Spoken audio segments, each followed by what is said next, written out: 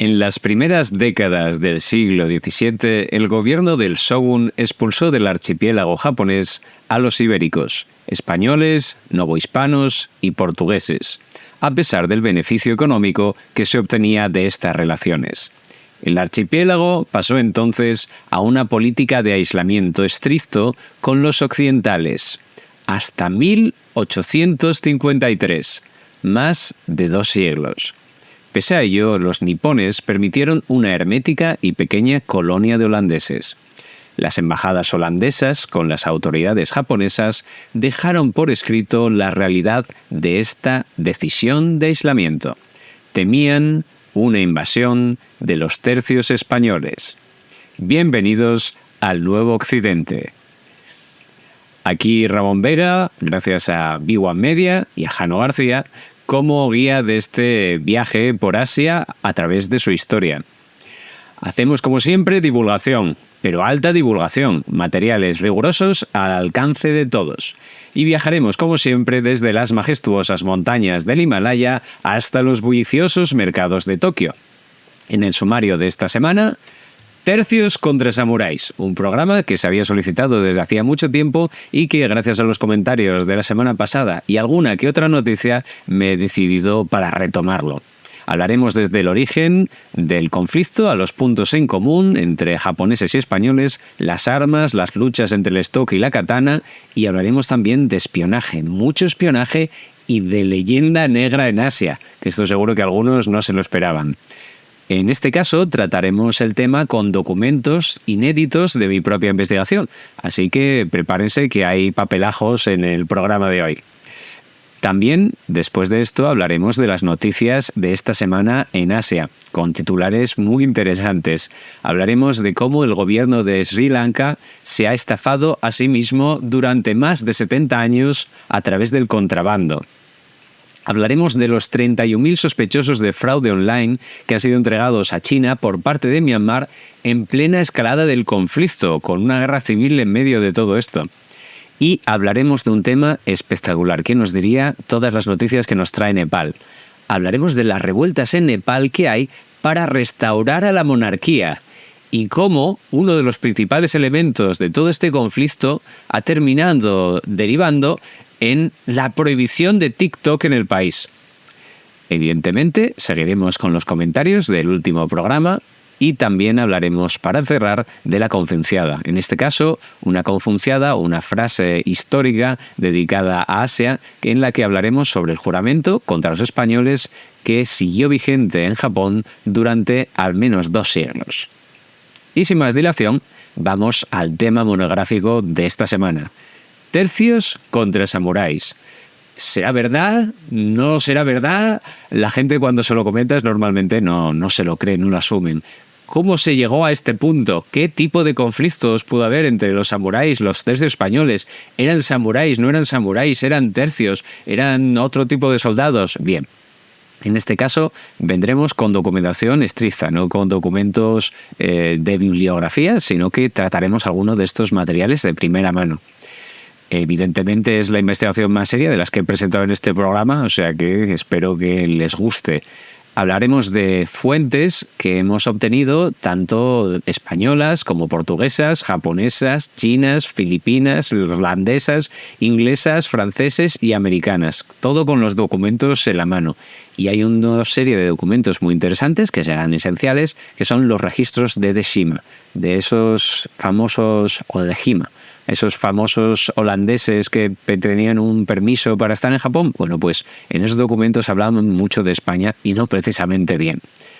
Bien, el tema, como veremos, es mucho más complicado que decir que unos señores con una armadura se pegaban con otros señores con una armadura. Y por lo tanto, hoy vamos a hacer un pequeño repaso a cómo será el desglose del tema. Hablaremos en primer lugar de la relación entre España y Japón, con 4 palabras mágicas, entre comillas, 4 palabras japonesas que nos hablarán de este conflicto. Nanban, Fumie, Sakoku y Deshima, o Dejima.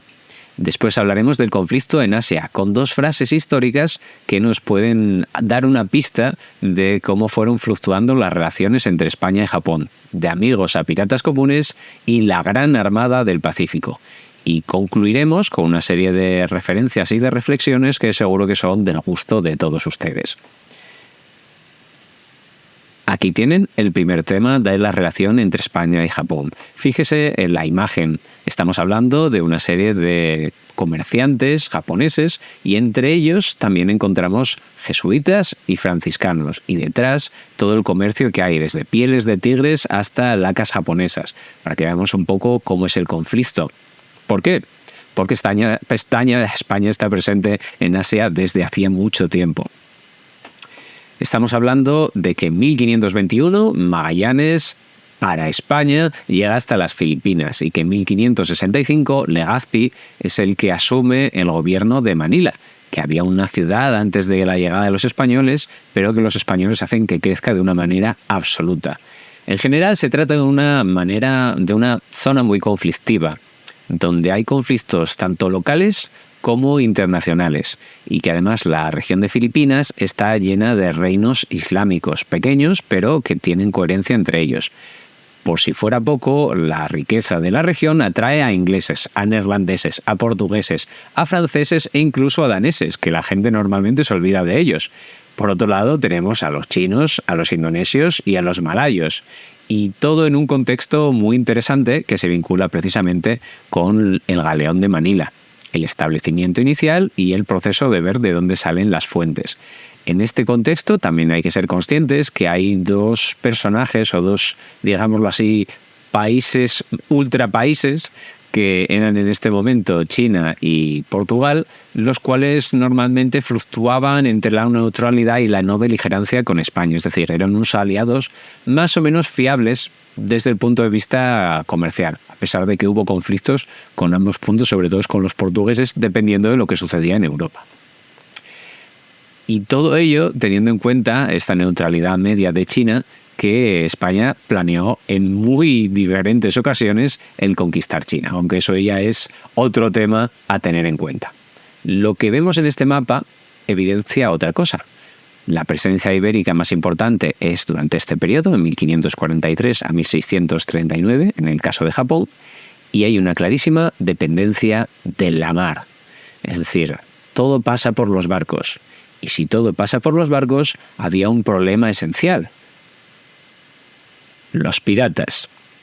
Estamos hablando de los piratas de la zona del mar de la China, lo que se conocen como los wokou, o los bandidos enanos, o wako en el caso japonés. El término es un poco complicado, pero hay que ser consciente que aparte de bandidos enanos, que era la traducción literal, kou también significaba japonés. Entonces, bueno, ya nos podemos hacer una idea de por dónde va el problema. De hecho, estos wokou, una especie de mezcla muy curiosa de piratas, tanto chinos, coreanos como japoneses, tenían un objetivo esencial antes de la llegada de los españoles, incluso después aumentándola, que es los barcos comerciales chinos. ¿Por qué? Porque para ahorrar costes también ahorraban en artillería y en tropas a sueldo. Entonces tenían muy poca protección para rechazar los abordajes. Y con muchos bienes ligeros, de buena calidad, escasos y en los que podemos encontrar mucha demanda de ellos, pues entonces era ideal para los asaltos. En este punto tenemos que pararnos. Hemos hablado de los japoneses. Los japoneses en este momento estaban en medio de una megaguerra civil. Estamos hablando del Sengoku, el periodo de los estados en guerra, el Sengoku Jidai. Esto era un auténtico mare magnum en el cual tenemos a soldados moviéndose en muchas direcciones y muchos de ellos con experiencia de décadas de conflicto. De hecho, el proceso llegó a influir al Imperio Ming de China, en el cual se prohibió el comercio con Japón debido a la absoluta cantidad de piratas que había en sus costas. De hecho, muchos de ellos eran lo que se conocían como ronin, los hombres ola. No por tener una vinculación con los barcos, sino porque eran los samuráis, es decir, una especie de caballeros para los occidentales, desde el punto de vista feudal, salvando muchísimas distancias, pero que cuando moría su señor, pues pasaban a perder este juramento, esta vinculación que les liberaba, y por lo tanto tenían que buscarse a otro señor o actuar por su cuenta, y muchos de ellos decidieron actuar por su cuenta. Estamos hablando de gente con auténtica formación, que de hecho llegaron a ser tan importantes que los piratas chinos se hacían pasar por japoneses porque tenían un prestigio muchísimo mayor y daban mucho más miedo. No necesitaban banderas piratas. El mayor combate registrado entre las tropas españolas y japonesas, en este caso piratas, sería en 1581 o en los siguientes meses, a partir de este punto, cuando los piratas japoneses se instalaron en una colonia en el norte de la isla de Luzón, en el río Cagayán.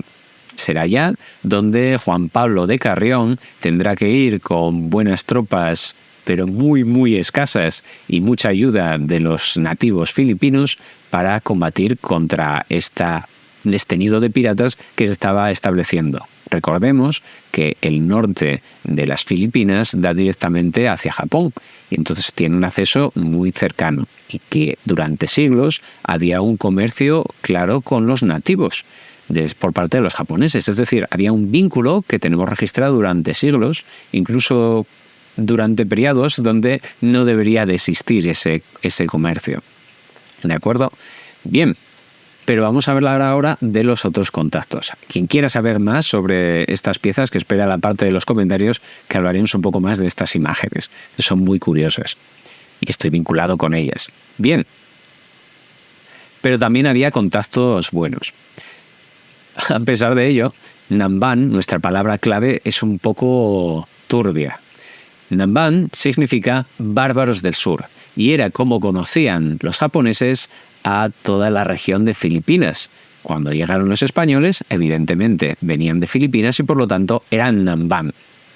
Los primeros contactos entre los españoles y los japoneses, o hay que ser muy sinceros en este punto, con los portugueses serían en 1543. El proceso es muy interesante y hay una cristianización constante. De hecho, en torno a Hirado, la isla más al sur de las grandes de Japón, nos encontramos al clan Satsuma. El clan Satsuma vio con muy buenos ojos en la llegada del cristianismo. De hecho, en 1549 reciben a San Francisco Javier y aparece el primer daimyo, el primer señor feudal, que se convirtió al cristianismo. Recordemos de nuevo que estamos hablando del periodo de los estados en guerra en Japón. El comercio, la religión y las armas venían juntos, y el apoyarse en los Namban implicaba un desequilibrio a favor de aquellos que se ponían de su lado, tanto comercial, económica, religioso, para luchar contra las diferentes religiones que había dentro de Japón. A pesar de ser sincréticas, sí que había unas élites vinculadas a ellas, y por otro lado las armas, donde nos detendremos más tarde con la mejora de las tecnologías. En 1586 este proceso empieza a deteriorarse. Toyotomi Hideyoshi ve que hay demasiada potencia por dar de estos vínculos con los Namban y pasa de beneficiarse como daimyo a empezar a limitar el contacto, y empiezan a haber también persecuciones. De nuevo, su sucesor, Toyotomi Ieyasu, empieza a generar nuevos contactos. Incluso quiere tener contactos directos con Nueva España y el Virreinato de Perú, para sorpresa y desagrado de Manila, por supuesto, que está diciendo que nosotros somos los intermediarios de todo este proceso económico que van a hacer los japoneses, que quieren llevar sus propios mineros a Perú, nada más y nada menos. No obstante, hay otros elementos muy interesantes de estos vínculos, como serán las embajadas a Europa, Keicho y Hasekura, que envían estos japoneses cristianizados. No obstante, a pesar de estas buenas intenciones y de los vínculos reales que hay con España y japoneses visitando España y Roma, pues hay que hablar de los martirios y de la expulsión que sucedieron en cuanto se vio que eran demasiado potentes este tipo de vinculaciones. No obstante, algunos de estos documentos de los que hablamos son documentos físicos. Lo que tenemos aquí es un atril lacado, un sumie, que son una de las piezas que tenemos a día de hoy en España, con LACA vinculando esa parte de la producción de arte japonés con la producción de arte japonés a solicitud de los españoles para sus propias funciones, como en este caso de los dominicos.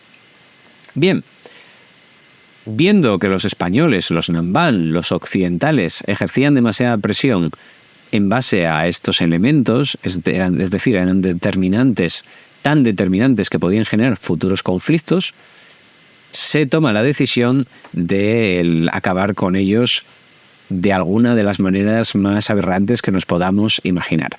La religión se establece como una herramienta de conquista para los propios japoneses y también era útil para otros señores que estaban por allí, para los holandeses.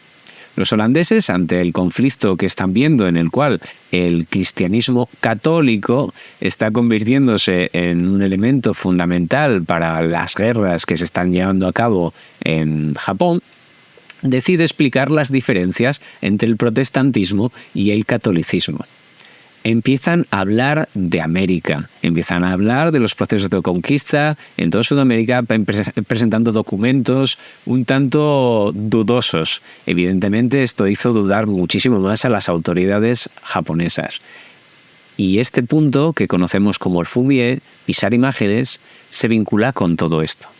Cuando alguien quería pasar de una región a otra dentro de Japón, había una serie de puestos, tipo puestos de la Guardia Civil, para que nos entendamos, en todos los caminos, porque no se quería que hubiera transición de trabajadores o campesinos entre unas regiones y otras. Y en este proceso de transición había que presentar credenciales y había que hacer el fumie. Una tradición muy curiosa pero muy explicativa, en el cual se tenían que pisar elementos cristianos para demostrar que no se era cristiano. Esto era una máquina de generar mártires y evidentemente generó muchísimos conflictos dentro de la propia sociedad japonesa. Este proceso no fue inmediato de acabar con los cristianos, sino que hubo muchas revueltas. La última y totalmente trascendental sería la rebelión de Shimabara, donde los cristianos en esta zona del sur de Japón se atrincheran en 1638. Finalmente, este proceso de atrincheramiento llega al castillo de Hara. Imaginémonos a miles de japoneses cristianos en medio del asedio, hasta el punto que las autoridades del shogun deciden hacer un último asalto con ninjas, con shinobis. Es decir, mandan a tropas de estos espías y asesinos en masa contra las murallas. De hecho, será la última vez que los utilicen de esta manera, ya que después los ninjas o shinobis pasarán a conocerse en japonés como jardineros, es decir, centrarse sobre todo en las tareas de espionaje en casas, muchas veces trabajando precisamente como jardineros. Pero si se fijan en esta imagen, verán a la zona sur, esta es una imagen del asedio, al sur hay dos barcos negros, que es como se conocían, las naves negras, dos barcos occidentales. Estos dos barcos occidentales no son barcos cristianos que vayan a ayudar, son barcos cristianos protestantes que van a ayudar, pero a los que están asediando contra los cristianos católicos del interior. Los neerlandeses aprovecharon esta situación para demostrar que para ellos era primero el dinero y después la parte de la religión. Y por lo tanto hicieron una clarísima demostración en el asedio del castillo de Hara. En 1639, toda esta vinculación directa con el cristianismo y el permiso de los Nanban para pasearse por algunas zonas de Japón llegó a su fin y pasó a dar el turno a los neerlandeses. No obstante, esto inició lo que se conoce como el Sakoku, el país en cadenas. Como pueden imaginarse, muy claro. Se inician las kaikin, las restricciones marítimas, y no se permite las conexiones con comerciantes, a no ser dos puntos muy particulares, por ninguna parte de Japón. Incluso es cuando se prohíben totalmente en las vinculaciones en los tránsitos de diferentes regiones, se prohíben las armas de fuego y, como veremos, esto tendrá unas particularidades. Las armas de fuego eran muy importantes porque gracias a esta influencia de los Namban pues se habían conseguido pues construir un auténtico imperio en el sur de Japón. Esto se vinculó también con el control de los caballos. Los caballos en Japón, hacemos un inciso, venían de Corea. Los caballos, evidentemente, para la guerra eran muy importantes, pero también había otra serie de vinculaciones. En 1592, Japón se fue a conquistar a Corea. Y esto hizo que se pusieran muy nerviosos en China, evidentemente. Entonces decidieron los chinos dejar también de hacer relaciones comerciales con Japón de una manera abierta. Esto les dejó sin salitre. ¿Y qué pasa? El salitre era muy importante para las armas de fuego. ¿De dónde lo podían sacar entonces los japoneses, ya que estaban aislados de los occidentales y ahora de los chinos, por parte de los propios chinos que tampoco querían aumentar el poder de los japoneses? Bueno, pues eso procedía de las fosas sépticas, del nitrato potásico, y era especialmente interesante el que sacaba de las cuadras. Por lo tanto, los caballos ya no eran solamente interesantes desde el punto de vista bélico como caballería, sino que eran trascendentales para el uso que se podía hacer de sus boñigas, que eran armas en sí mismas o aquello que impulsaban las armas de pólvora de los propios japoneses. La situación fue tan buena para la producción de la pólvora japonesa que pasaron de ser, importadores de este nitrato potásico de buena calidad a exportarlo. Llegaron a exportarlo incluso durante un periodo a Manila, que era su mayor comprador. Pero bien, ¿qué razones tenían los japoneses para aislarse? Pues existía ese miedo a que aparecieran las grandes flotas españolas de las cuales les estaban hablando los neerlandeses. Entre 1592, como hemos dicho, y 1598, Japón invadió Corea. Y para eso se llevó a 200.000 hombres. Sucedió una cosa parecida como con las cruzadas. Se veía la situación en la cual había muchos soldados bien formados, de gente que había estado luchando en Europa, pero que ahora tenías que tenerlos entretenidos y que había que utilizar todas esas fuerzas. Entonces, bueno, en las cruzadas fue una especie de espita que sirvió para abrir un poco conflictos fuera de las fronteras. No obstante, sí que se tenía una gran flota española, y que además estaba un poco incentivada por el conflicto entre los franciscanos y los jesuitas que vimos en el programa anterior. De hecho, eran frecuentes las propuestas a Felipe II de conquistar Japón. Evidentemente no era la única conquista de Asia que se proponía. Mientras que en las Filipinas el único control real que había era sobre Manila, llegaban propuestas a la corte de ir a conquistar China, Vietnam, Camboya, Tailandia, Corea. No paraban de llegar ideas de iluminados para conquistar con unos pocos miles de hombres incluso la mismísima China.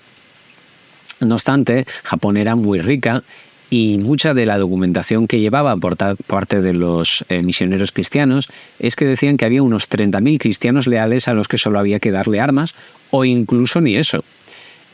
A eso se sumaba que había un respaldo de conversos potentes, como los daimyo, los señores feudales. Uno de ellos era Konishi Yukinaga, que era más conocido como Augusto, para que nos hagamos una idea de la influencia hasta dónde llegaba. No obstante, Felipe II tenía demasiados frentes abiertos y decidió, con buen criterio, en mi opinión, limitar este tipo de ámbitos expansionistas en Asia. No obstante,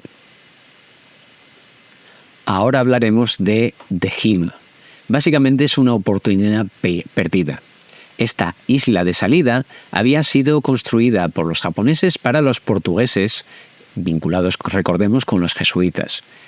La idea era de que Japón es una isla sagrada, sobre todo según el sintoísmo, y no podía ser mancillada de manera constante por estos occidentales, estos Namban. Entonces se construyó una isla artificial con forma de abanico, que es esta que ven, con la bandera neerlandesa en la parte alta de la imagen, porque ante esta expulsión de los cristianos católicos, se decidió que, bueno, ya que estamos, se les va a dar permiso a los neerlandeses que se han sacrificado con esos 2 barcos en el asedio de Jara. Y más específicamente no se cedió al gobierno, sino que se cedió al BOC, esta bandera que ven ustedes arriba, la todopoderosa Compañía de las Indias Orientales de Holanda, es decir, el Verenigde Compagnie. Los registros de Decima es la serie de documentos que hablan de las reuniones que una vez al año podían tener los neerlandeses con la corte del Shogun. Pero mientras tanto se mantenían bastante entretenidos en esta isla. Aquí tenemos algunas de las imágenes ilustradas por los japoneses, donde se les ve jugando al billar o al croquet de interior, que ya estaba evolucionando en este momento. Los tenemos tomando diferentes banquetes, como tienen algunas geishas que se les permitían entrar en el interior de la fortaleza en forma de este abanico, o, según las fuentes japonesas, de geishas nada, eran simples prostitutas, pero bueno, los holandeses estaban alucinados ante esta situación, sobre todo por este aislamiento. Recordemos, se les permitía básicamente un barco al año, habían algunas jugadas para conseguir un poco más de amplitud, pero ¿qué pedían los japoneses a cambio a estos neerlandeses? Bueno, eran sus ojos ante Occidente.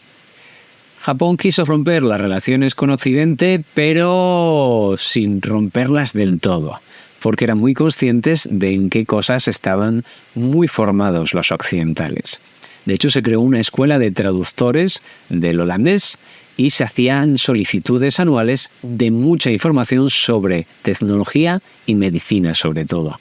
Todos los avances que podían conseguir los neerlandeses llegaban a las puertas de Japón al cabo de un año. En estas audiencias también había intercambio de información, de espionaje. Estos documentos son muy interesantes porque hablan mucho de los españoles. A los neerlandeses les interesaba muchísimo el lanzar cuchilladas constantes contra los españoles, y dentro de esas presentaciones ante la corte del Shogun, que no al Shogun en persona, pero sí ante la corte, se hacían muchas referencias a la presión de los españoles, cómo iban evolucionando, cómo tenían un gran imperio, cómo podían en cualquier momento atacar a Japón. Esto nos suena de algo, ¿verdad? Estas paparruchas o fake news o esta desinformación. Bueno, pues de esta desinformación tenemos muchos documentos y que tendrán muy afiladas las katanas de los samuráis hacia estos Namban del sur.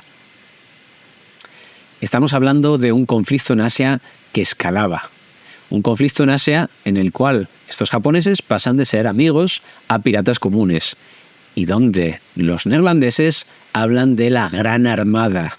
No se cortaron aquí con los títulos, una gran armada del Pacífico para ir contra Japón. Pero ¿qué había de realidad en esto y qué experiencia había de combates ya por entonces entre los japoneses y los españoles? Bien, tenemos muchas crónicas agustinas, sobre todo, que refieren a este tipo de conflictos. De hecho, esta idea de amigos a piratas comunes vienen de esta documentación. A pesar de que las vinculaciones con España en 1640 están completamente rotas, previamente tenemos mucha documentación que nos hablan de estos conflictos.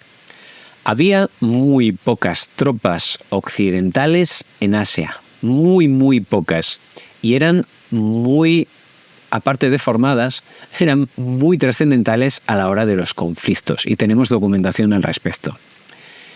Si bien no van tropas del tercio formados como tercio, sí que tenemos muchas tropas españolas, especialmente oficiales, que han sido formadas en Italia y han sido formadas como tercios, y parte de su experiencia será la que se traigan a Asia.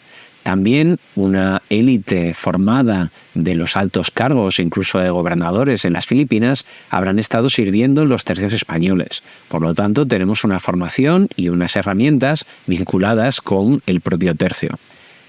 Y las tropas que llegaban a España, de España, realmente estaban limitadas, como hemos dicho, y por lo tanto tenían que ser reforzadas. Los nativos filipinos no se les permitía ser más que una especie de ayuda de choque. Entonces, ¿quiénes eran realmente las tropas principales de España en Asia? Por un lado, mercenarios, y por otro lado, quienes se traían de Nueva España, tlaxcaltecas y muchos peruanos, como veremos en algunas partes del conflicto. ¿Por qué? Cuando llegaban a Nueva España, a México, los españoles decidían pues hacia dónde iban a ir sus ansias de una nueva vida, de dónde conseguir dineros, de dónde aspiraban ellos a bregar, muchos de ellos como soldados. Bien, en esta decisión, para ellos era mucho más fácil y cómodo irse a lugares como Florida. Y Legazpi, por ejemplo, tuvo muchísimos problemas para convencer a los soldados de que fueran al otro lado, al fin del mundo, allí a apoyar a las tropas españolas. En los textos de Decima tenemos infinidad de información que nos habla de estas tropas, de cómo luchaban, pero también de eso, de cómo se hablaba de los morteros y de las armas y de la tecnología desde el punto de vista bélico. Los españoles, por otro lado, contaban con una experiencia de casi un siglo de vínculos con Japón. Siempre hubo un intento de eludir el conflicto directo entre los japoneses y los españoles. Por un lado, tenemos en cuenta que los españoles, como hemos dicho, no eran muchos. Entonces tenían que ser muy cuidadosos con qué hacían con sus tropas. Pero tenemos ejemplos también de cómo los japoneses trataron de influir en Filipinas y combatir en Filipinas, pero sin mandar a japoneses. En 1589, Japón ayudó a las revueltas filipinas, de los nativos filipinos. Enviaron, en esta documentación aparece muy clara, más de 500 arcabuces y otras espadas, entre ellos también armas enastadas. No estamos hablando de armas de bajísima calidad, precisamente, sino de armas de primera calidad que eran las favoritas, como veremos, para muchas personas del sudeste asiático, muchos soldados. Por otro lado, y esto es fundamental, los españoles conocían a los japoneses de este proceso de cristianización, y muchos japoneses cristianos se fueron a vivir a Manila.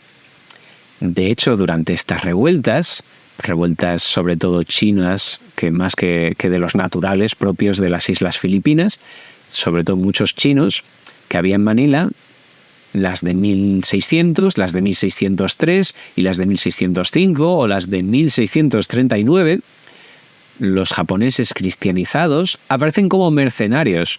Incluso estaban en los asaltos españoles a Taiwán o Camboya o en los barcos.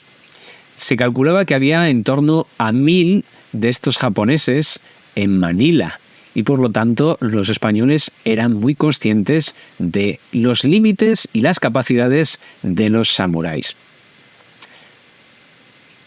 Hasta el punto de que si a día de hoy podríamos tener problemas los occidentales de diferenciar entre quienes eran japoneses o chinos o malayos, los españoles no tenían ningún problema.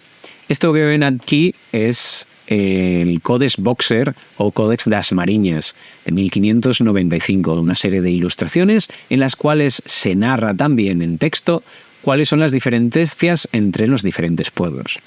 En la imagen de la derecha ven a una pareja de japoneses, muy clarísimamente identificados, donde se ve incluso que lleva una katana. Y al otro lado ven a un malayo, un soldado malayo con armadura, con un arma de fuego, Tanegashima, como veremos, y con una espada corta y una espada larga, japonesas. Como habíamos visto en el especial de la Guerra de las Galaxias, eso es el Daiso, la katana y el wakizashi, que en España tendrán un curioso nombre. Bien, los españoles sabían diferenciar entre los distintos pueblos de Asia porque les iba la vida en ello. Tenían que saber quiénes eran los aliados y quiénes eran los que estaban más o menos formados de cara a las batallas. En la documentación española, ese daiso, como hemos dicho, la espada grande y la espada pequeña, literalmente se llaman 500 katanas chicas y grandes finas. Esto eran materiales de comercio. Estamos hablando de 500 katanas de envíos hacia España, después de todo. ¿Los españoles las usaban? Por supuesto que las usaban. Tenemos descripciones incluso de momentos en máxima tensión donde tienen que decidir qué arma utilizar y terminan utilizando el arma de corte, que para ellos era la katana. Tenemos que ser conscientes de que hay que reutilizarlo todo en la guerra y que no había un contacto directo con España y no podían tener armas de manera constante, a pesar de que lo solicitaban en las cartas de socorro, que eran una serie de cartas solicitando a Nueva España prácticamente de todo, contando lo mal que estaban los conflictos y hablando precisamente de conflictos como el del Cagayán en el norte de las Islas Filipinas. En este momento también hay que hablar de que el tercio utilizaba muchas armas de corte. A la hora de los conflictos se habla mucho de la esgrima histórica, y hay que ser muy preciso a la hora de hablar cómo eran las formaciones que tenían este tipo de tropas y cómo en determinados conflictos era más útil el llevar estas armas de corte, por ejemplo, en caso de que hubiera armaduras o en el caso de que ese arma también sirviera de herramienta para, por ejemplo, cruzar la jungla. No nos olvidemos. También hay que ser consciente que hasta el siglo XIX las armas que eran incautadas en Filipinas a los piratas seguían utilizando las tropas españolas, para que nos hagamos una idea de las necesidades derivadas de este aislamiento. En cuanto a las luchas de los occidentales en Asia, tenemos registros donde grupos de incluso 12 u 8 tropas españolas podían derivar el curso de los combates, tanto con sus propias experiencias como organizando a las tropas mercenarias o las tropas auxiliares que tuvieran en Asia. Y a la hora de hablar de los conflictos, por un lado, hemos dicho que los españoles no utilizaban literalmente las técnicas de esgrima, puesto que tenían que enfrentarse con una serie de guerreros diferentes, sobre todo en las descripciones de los combates del Cagayán, sino que había una serie de evoluciones. Por otro lado, a día de hoy hablamos del kendo, de las artes marciales japonesas, pero hay que ser también consciente de que no eran tan ortodoxas como nos podemos imaginar. En el caso de Japón se utilizaba lo que podíamos llamar como el gekiken, una especie de arte marcial abierta en el cual se podía hacer cualquier clase de perrerías al enemigo, y por lo tanto establecer un tipo de combate entre escuelas de esgrima es un poco hipotético, una especie de anacronismo. Habría que coger un gekiken con una experiencia de tercio española en base a combates y a la esgrima vinculados en la experiencia y cómo tendría que ser este tipo de combate.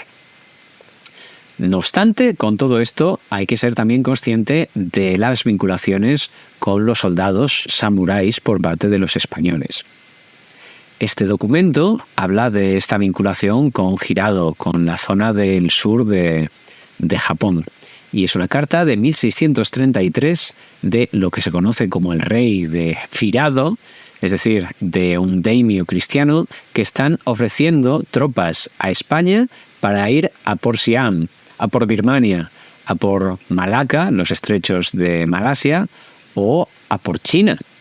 Es decir, había un apoyo de decenas de miles, como habíamos visto antes, de tropas que podían apoyar desde Japón o desde la propia Manila a las tropas españolas.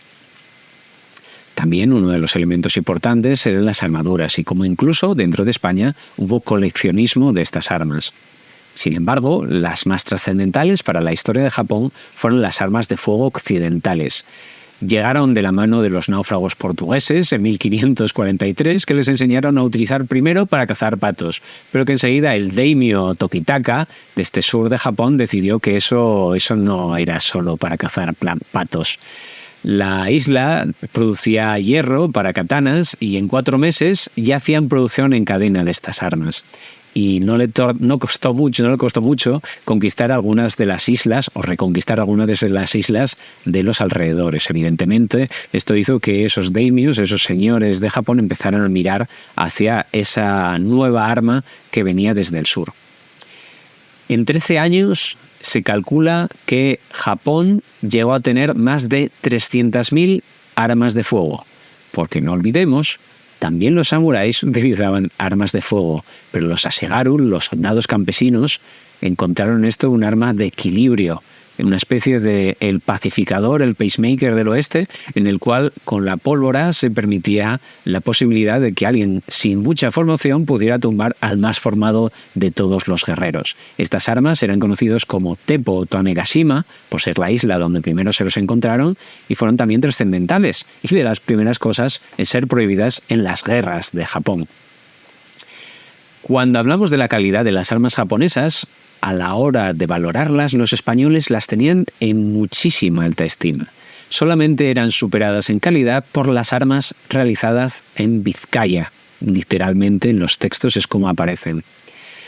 Después, en calidad, después de las vizcaínas estarían las japonesas, estarían después otras armas españolas, otras armas occidentales, las malayas y las chinas en último lugar.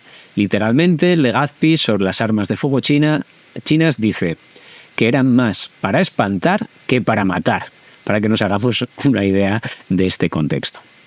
Sin embargo, hay un proceso muy interesante en el cual la vinculación entre España y Japón se mantiene durante más tiempo, o al menos desde el punto de vista español. Estos son planos de 1690 de los espías que trabajaban para Mariana de Austria, la madre de Carlos II de España, en el cual hablaban también de muchas compañías de tropas que se podían reclutar, tanto de naturales como de naciones de la tierra que están a sueldo. De hecho, para hablar de nuevo de la idea perenne de mover tropas hacia Japón. Pero bueno, realmente no llegaron a ningún puerto y, sin embargo, el Seikoku, esta vinculación o ruptura de vinculaciones de Japón con el resto de Occidente, se mantuvo durante mucho tiempo. ¿Qué fue fundamental para este proceso continuado de aislamiento? Pues la Gran Armada del Pacífico, o aquellos cuentos, entre comillas, que contaban a los criados del shogun, los holandeses, los neerlandeses, que estaban en Deshima. De hecho, le cuentan constantemente cómo mantienen a raya la inmensa flota española. En 1600, por ejemplo, hubo un desembarco en Manila. Realmente 3 embarcaciones de piratas neerlandeses que llegaron a hundir el barco el San Diego, que actualmente sus restos se encuentran en el Museo Naval de Madrid y pueden ser visitados. Barco que, por cierto, tenía soldados japoneses defendiéndolo. Bien, hablamos de que en Asia daban también igual las paces que se hicieran en Occidente, en el viejo Occidente. Si España entraba en una especie de paz con los Países Bajos, no tenía efecto directo en Asia. Incluso estos procesos de piratería podían incluso incrementarse, puesto que era un generador de beneficios el asaltar los barcos españoles que pudieran salir de Manila. Mientras tanto, todo iba aumentando los cuentos que iban contando los neerlandeses a la corte del shogun. Y se presentaban esta serie de grabados, es decir, grandes colecciones de grabados de muchos barcos holandeses que estaban defendiendo muy valientemente a Japón al sur para que no llegaran las grandes flotas españolas, flotas que evidentemente no existían. En una de estas reuniones con la corte del shogun hubo un gran corte por parte de los japoneses a los neerlandeses. Todo este conflicto estaba centrado en los barcos, pero los japoneses dieron una serie de datos muy interesantes para los neerlandeses cuando les presentaron estos documentos. Les dijeron que había una cosa que era trascendental para evitar que los españoles controlaran la región, pero que ellos no podían hacer frente a ello. Y eso eran las murallas de Manila.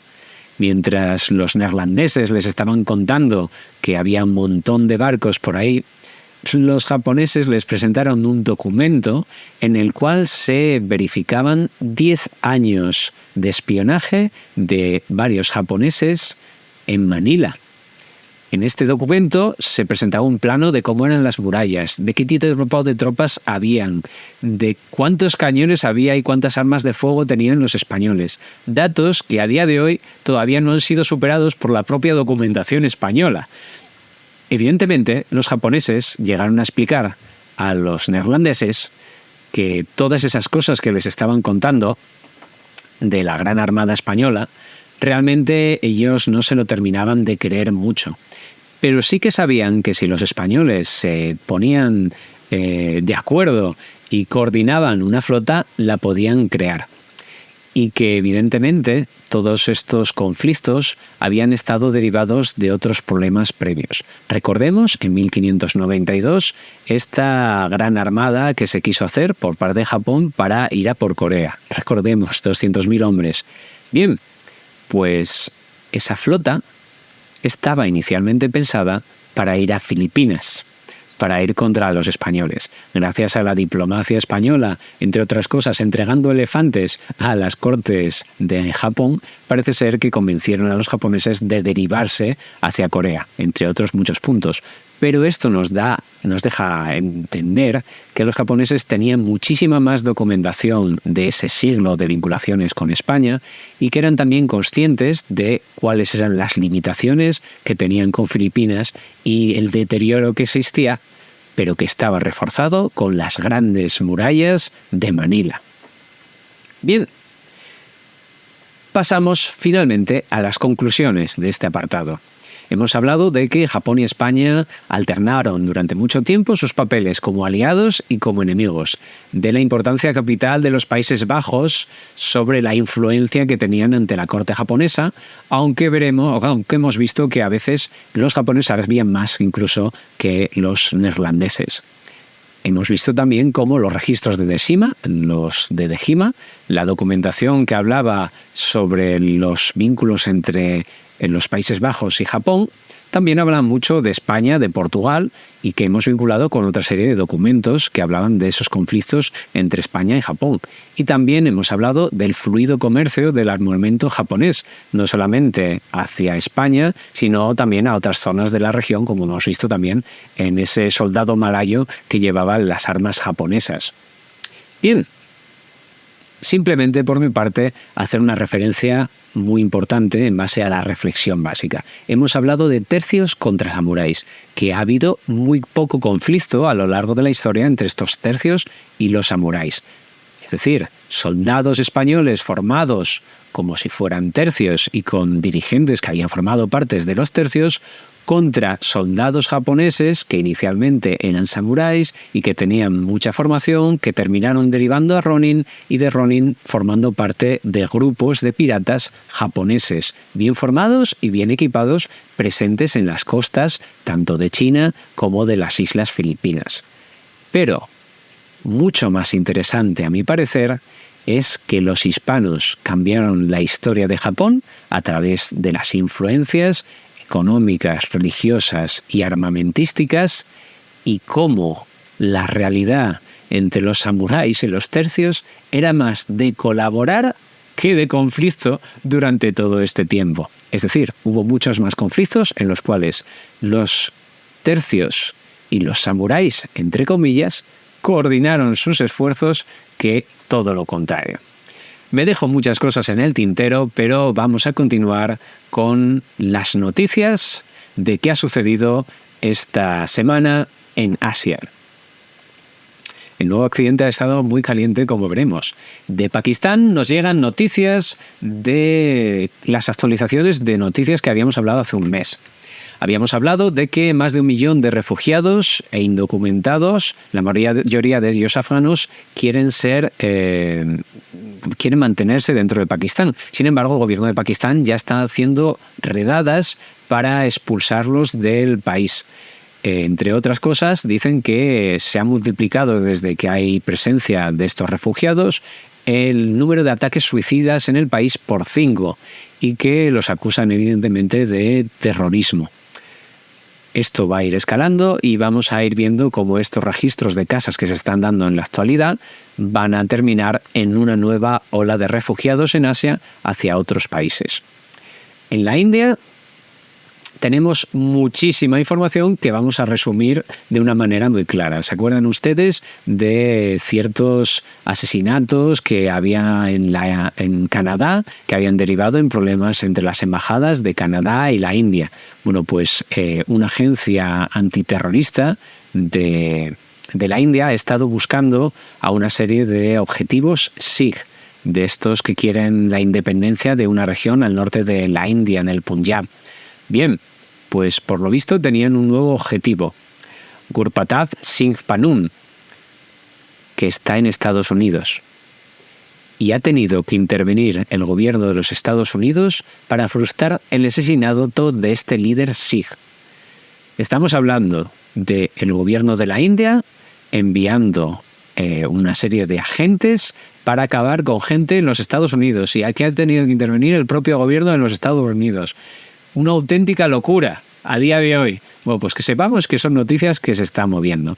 También en esta lucha del gobierno de la India con otras etnias que pueden hacerle sombra en determinadas ubicaciones, nos hemos encontrado con la eliminación de muchos certificados halal de productos dentro de Uttar Pradesh, sobre incluso las prendas de vestir. Uttar Pradesh es una de las regiones de la India de los microestados más poblados y está bajo la dirección de un monje hindú, un yogi, Yogi Adityanath, que evidentemente quiere dar prioridad a la parte no islámica, y al dar certificados halal o no, puede controlar el consumo incluso dentro de la población islámica.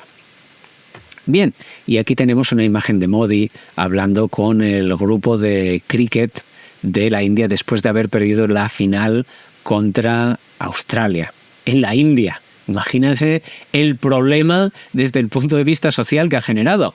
Bueno, de momento, a día de hoy, ya hay 2 suicidios registrados por parte de seguidores del cricket indio que han sucumbido a la depresión de la derrota. Es decir, no es baladí la presión que esto ha podido ejercer.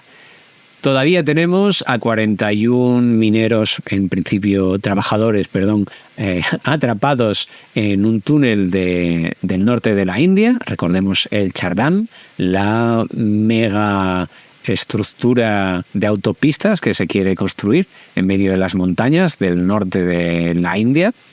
Y también hemos tenido una serie de comisiones que se quieren establecer en la India para regular a Disney, a Netflix o a Amazon. Se presenta de momento como propuesta de ley y lo que quieren hacer es eliminar toda ofensa religiosa en lo que se emita.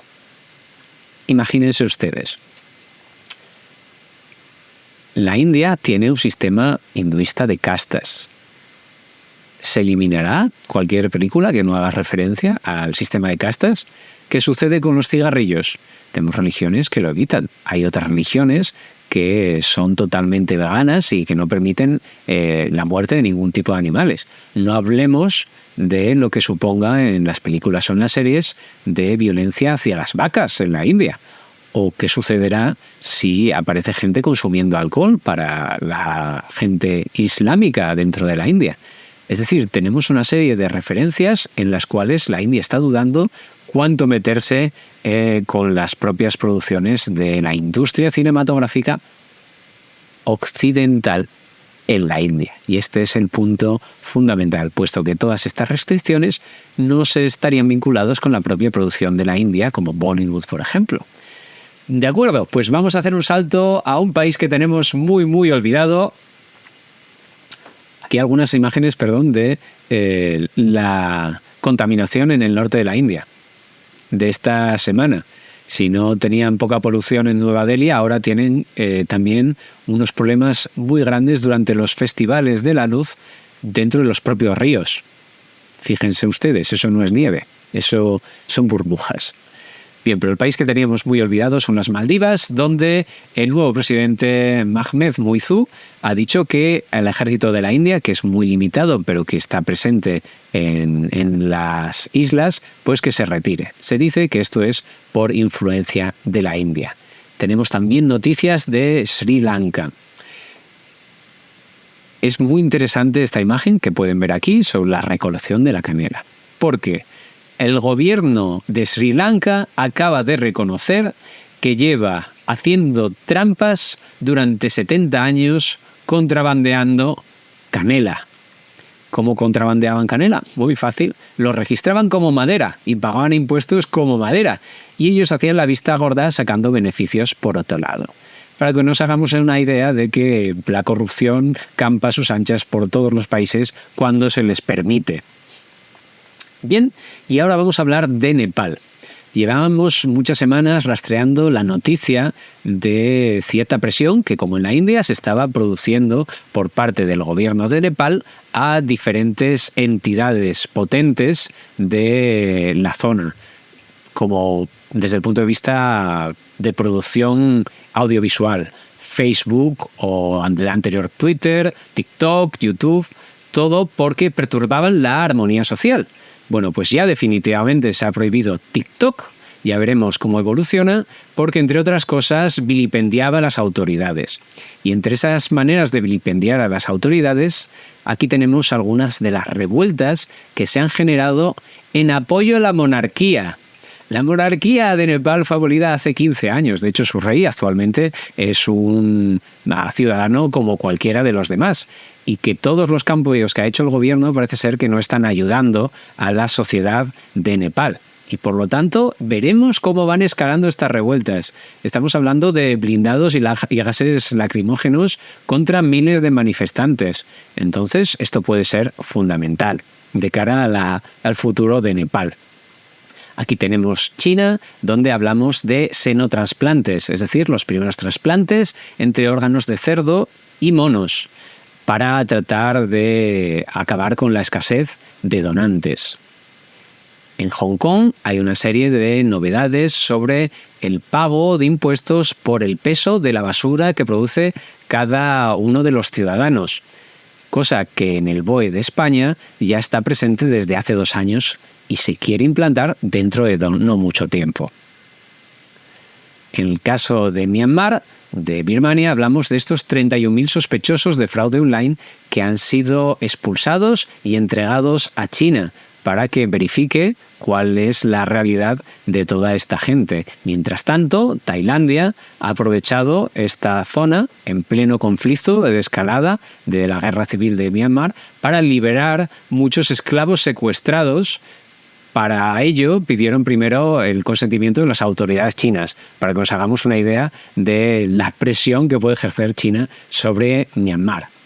Y en Laos, que también lo solemos olvidar mucho, tenemos al Ministerio de Salud celebrando el mayor uso de los baños. Finalmente, estamos hablando de que se está acabando con la defecación al aire libre en alguna de las regiones, donde han pasado del 62% al 16% de este uso habitual.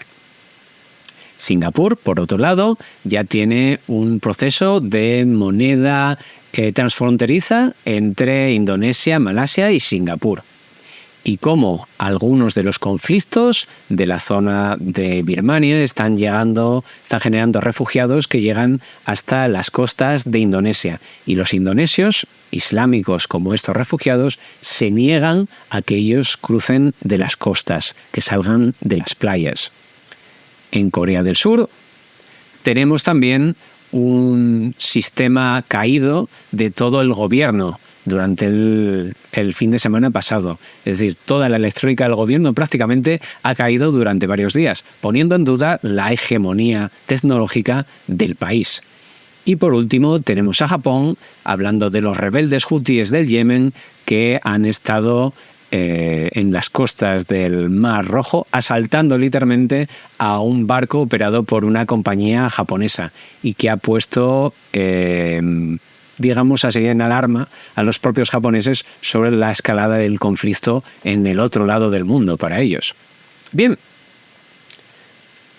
saltamos muy rápidamente a los comentarios, donde Juan Guerrero y Beltrán y Laroana nos hablan de una serie de cómics en los que yo había colaborado. Nos preguntan por ellos. Bueno, pues aquí tienen a Lezo, a Espadas del Fin del Mundo y al mucho más interesante y Paredes, y al mucho más interesante para el programa de hoy, Espadas del Fin del Mundo, que ha sido referenciado por Javier Santamarta del Pozo en esta imagen que ven aquí, con nuestros soldados peruanos que aparecen luchando a favor de los españoles con equipo español, ¿de acuerdo?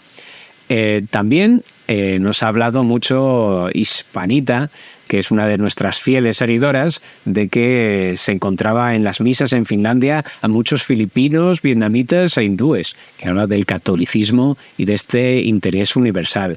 También nos habla Alfonso Rosado de estos cafés mañaneros de los domingos que tanto le gustan. Pues bueno, nuestra intención es lograr acomodar a la gente los domingos por la mañana para poder disfrutar de esos cafés o de lo que necesiten hacer.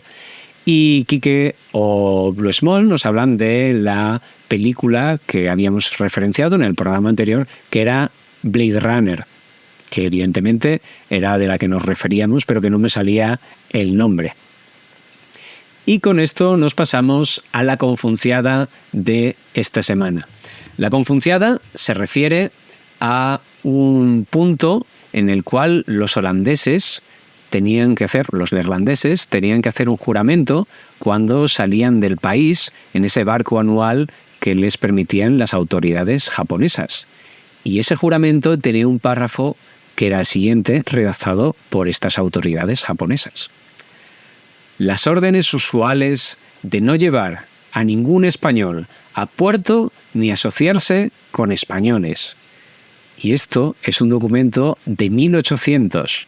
Durante más de 2 siglos tenemos a la presencia española muy presente para las autoridades japonesas, que no terminan de fiarse de que en algún momento una flota grande, una gran armada, se presente ante sus costas. Espero que les haya gustado el programa, que comenten, es esencial para nosotros, que comenten para que se desarrolle el programa, que den todos los pulgares arriba que puedan y que difundan. Espero que les haya gustado y, como siempre, que sepan que estoy muy pendiente de sus comentarios en las redes sociales, especialmente en YouTube. Y todas aquellas cosas que nos comenten trataremos de hacer referencias en programas posteriores. Un fuerte abrazo para todos desde el Nuevo Occidente. Nos vemos la semana que viene. ¡Hasta pronto!